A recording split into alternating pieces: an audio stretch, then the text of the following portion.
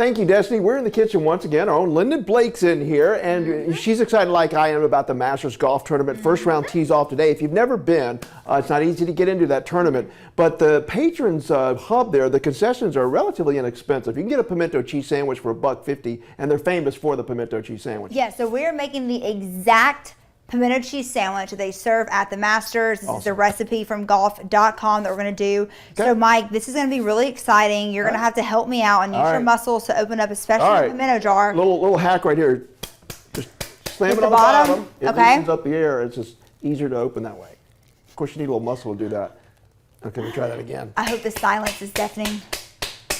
You know, it worked in rehearsal. There we go. Awesome. Okay, so we're going to get started. I already have 3 cups of sharp white cheddar cheese and a cup of Parmesan cheese with a cup of mayonnaise. As Mike pointed out, this is a lot of mayonnaise. We're going to mix it in there with the Dijon mustard, the other cheese, and it makes 4 sandwiches, the amount I'm making. So 4 sandwiches? 4 sandwiches. Cut them up in little triangles, I guess. And we'll serve them. So what I'm going to have you do while I squirt the mustard is drain the pimento. Drain the pimento. So I'm sure you have a hack for that too. I do, actually do. Just okay, so I'm putting 2 tablespoons of Dijon mustard.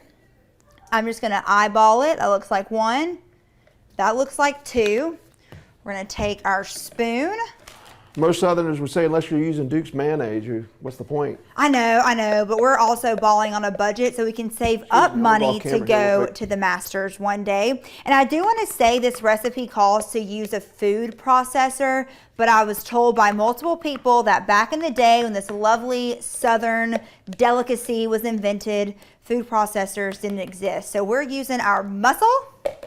And we're mixing today. It is arm day. So you got the drained pimento? Yeah, well, there's a little bit of liquid left. I did my best. I didn't have a strainer. So okay, we'll go ahead and put that whole jar in there. 4 ounces of your pimento peppers sliced, not diced. Again, we're not trying to make, your mama's famous recipe for pimento cheese. Everyone has their own. We're making the Masters one. The Augusta National Golf Club version. All right, we have to do our sharp yellow cheddar. So you got to have that in there too? 2 cups. We pour it in there. Okay, I'm just going to guesstimate 2 cups. I'm now 3 cups is pretty much the entire bag, so that should help you a little bit.